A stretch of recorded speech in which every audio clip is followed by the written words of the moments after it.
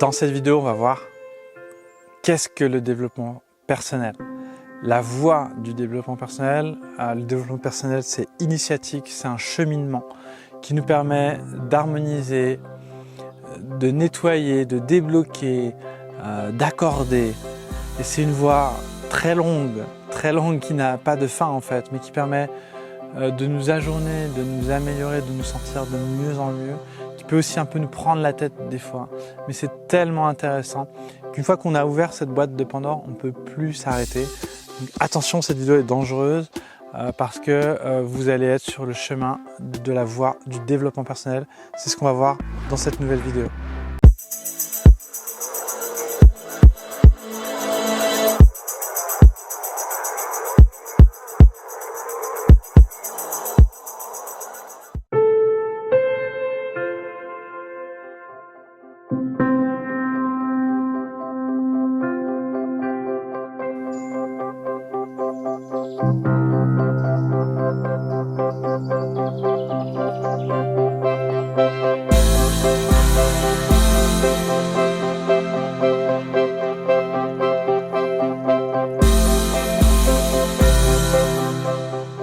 Le développement personnel, alors c'est quelque chose qu'on entend beaucoup. Qu'est-ce que c'est que ce chemin, que cette voie? Donc développement, ça veut dire qu'on se développe, et personnel, ça veut dire sur la personne.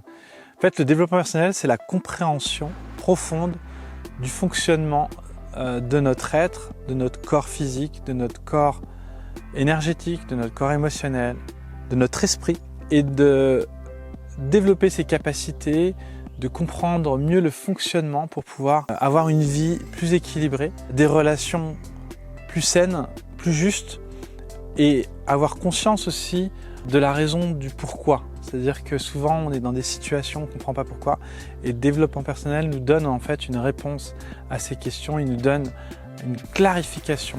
C'est comme tout d'un coup, on comprend enfin pourquoi on était comme ça. Et surtout, le développement personnel, c'est un chemin qui nous permet de nous améliorer, d'optimiser notre esprit, notre corps, nos émotions, nos énergies, nos capacités. Donc c'est un chemin de curieux qui cherche à comprendre, c'est un chemin de chercheur qui trouve des voies, des chemins, qui expérimente et qui valide certaines choses, avec lesquelles il y a certaines choses qui ne vont pas marcher, d'autres qui vont fonctionner pour lui.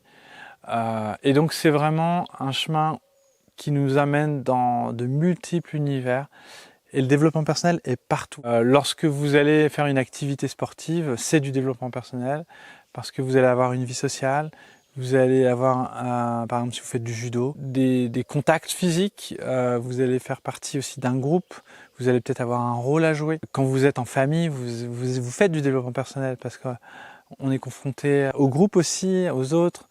Quand on est un père, comment on se comporte. Quand on est un mari, comment on doit se comporter, pourquoi on a fait des erreurs. Et en fait, le développement personnel va nous permettre d'harmoniser tout ça, de comprendre pourquoi on était bloqué et de se dire, en fait, il y a une solution à nos problèmes. C'est juste génial par rapport à ça, parce qu'on sort de cette croyance qu'on est condamné. Voilà. Moi, j'ai cru à un moment donné que j'étais condamné, hein. Avant de faire du développement personnel, je me suis dit, mais en fait, c'est mort, je pourrais pas changer, c'est comme ça, je suis condamné, et point. Et j'ai envie de mourir, parce que ça va pas du tout. Sauf qu'en fait, on se rend compte, on va faire du sport, par exemple, juste faites du sport, tu vois. Et tout d'un coup, votre esprit va commencer à changer. Il va dire, ah ouais, mais en fait, tu as peut-être une solution. En tout cas, ça m'a fait du bien. Puis après, on va se mettre à lire un livre sur le pouvoir de l'instant présent, sur les vies antérieures, sur la spiritualité aussi, sur l'énergie, sur le Qigong. On va pratiquer le Qigong, on va ressentir des choses, on va commencer à se connaître un peu plus, à développer des capacités aussi qui vont pouvoir nous transformer en thérapeute. On va se dire, je peux aussi aider les autres, je peux contribuer, ça me fait du bien, j'ai besoin de ça. Et en fait, on va vraiment enchaîner un processus qui nous mène à un autre endroit, une direction, puis une autre direction. Et à chaque fois, en fait, on continue de chercher, on continue de trouver dans nos relations. Après, c'est vrai qu'il y a un moment donné, on se prend beaucoup la tête. Personnellement, moi, je me suis beaucoup posé de questions, hein. Des fois, ça peut être un peu intrusif. Donc justement, ça va être une phase où maintenant, il ne faut plus se poser de questions. Maintenant, il faut juste vivre Maintenant, il faut juste, maintenant qu'on a conscience de ce qui ne va pas, c'est important. Maintenant, je sais ce qui ne va pas, je sais. Ce qui est important aussi, c'est de plus se poser de questions. Et c'est du développement personnel de faire ça. Vous voyez, de dire maintenant, faut lâcher. Je lâche prise avec la réflexion et je vis des choses tout simplement dans la matière. Et donc, il faut passer par cette phase-là, intermédiaire, de recherche, puis ensuite, de temps en temps, on revient et on va chercher c'est comme si on avait des outils en fait. C'est des outils, on les sort de temps en temps pour faire des réglages. Et le but, c'est pas de travailler ces outils en permanence. C'est d'avoir des outils pour pouvoir réparer, pour pouvoir accorder au moment voulu. Donc, on va expérimenter des choses, la kinésiologie, l'hypnose, le qigong, le yoga, le sport, la méditation, donc la marche. Il y a plein de choses en fait qui peuvent nous apporter la vie associative. Et on va se rendre compte de l'importance de chaque chose, de chaque élément, des relations, de notre alimentation aussi. Comprendre tout ce qui est naturopathie, c'est aussi important, ça nous permet de nous éveiller aussi sur nous-mêmes et donc ça nous apporte des prises de conscience. Donc le développement personnel, c'est un ensemble de prises de conscience qui nous éveille en fait et qui nous donne des outils pour être mieux avec soi et mieux avec les autres. Donc ce chemin, il est précieux. C'est un peu une boîte de Pandore, une fois qu'on est ouvert par contre, on ne peut plus revenir en arrière. On ne peut plus ne plus se poser de questions. Quand on commence à s'en poser, on va avoir envie d'aller plus loin dans la réflexion. Et c'est génial, moi je vous le recommande. Mais vous pouvez aussi, c'est un peu la pilule rouge et la pilule bleue, vous pouvez aussi continuer votre route sans vous poser de questions. Sauf qu'à un moment donné, vous allez subir en fait, sans comprendre pourquoi c'est arrivé.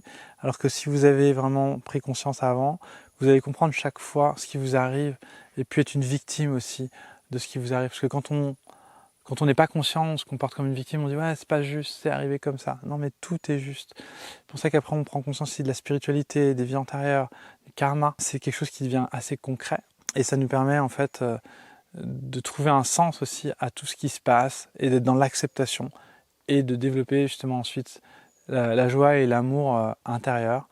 Personnellement, je sais qu'à un moment donné je vais arrêter de me poser des questions, mais je suis vraiment heureux de l'avoir fait, je suis vraiment heureux de le faire parce que c'est vraiment ce chemin qui m'a ouvert tellement de portes, qui me permet, ça résout pas tous les problèmes, qui me permet en tout cas de comprendre pourquoi j'en suis là. Donc je suis plus frustré et je me dis pas c'est de la faute à je sais pas qui. Je suis complètement responsable aussi, ça nous responsabilise. Par contre, des fois ça peut effectivement nous éloigner de la simplicité parce qu'en fait on va se poser toujours des questions à essayer de comprendre. Mais bon, c'est les inconvénients. Après, on peut quand même aussi justement apprendre ensuite en développement personnel à plus se poser de questions. Et c'est là où j'en suis moi personnellement. Mais j'adore m'en poser, je suis un chercheur. C'est comme si vous demandiez à un archéologue de plus chercher quoi. L'archéologue il a envie de chercher. Il cherchera toujours, ou un musicien expérimental qui cherche plus, non. On est des artistes aussi, on est des chercheurs en fait. Donc c'est pas la voie de tout le monde, mais je pense qu'un jour tout le monde l'apprendra parce que c'est le seul moyen aussi de s'éveiller, de conscientiser. Et c'est vrai qu'ensuite, quand on a vraiment pris conscience, on en a marre aussi de se poser des questions. Et on se dit maintenant je veux juste vivre. Mais avec cette conscience, on vit avec beaucoup de sagesse derrière. Donc c'est l'étape d'après. Après cette poser des questions, on ne s'en pose plus. C'est celui qui ne parle pas sait. Mais il faut avoir parlé avant de se taire. Vous connaissez la phrase de Lao Tzu qui dit « Celui qui parle ne sait pas, et celui qui sait ne parle pas ». J'aurais dit « Celui qui ne parle plus sait ». Il faut avoir parlé pour pouvoir se rendre compte qu'il faut se taire. Parce que celui qui n'a jamais parlé, par contre, je pense qu'il n'a pas forcément éveillé sa conscience. Je suis heureux de vous avoir partagé ma vision du développement personnel. Donc, je vous invite dans la description si vous avez envie de pratiquer le Yin Qigong, le Tai Chi ou le rebootement. Tout ça sont des outils de développement personnel. Vous allez développer vos compétences en rebootement, en Qigong pour développer votre conscience, en Tai Chi pour travailler la conscience de votre corps. Et je vous dis à très bientôt pour une prochaine vidéo. Pensez à liker la vidéo, à vous abonner si vous ne l'avez pas encore fait. Et je vous dis à très bientôt dans une prochaine vidéo.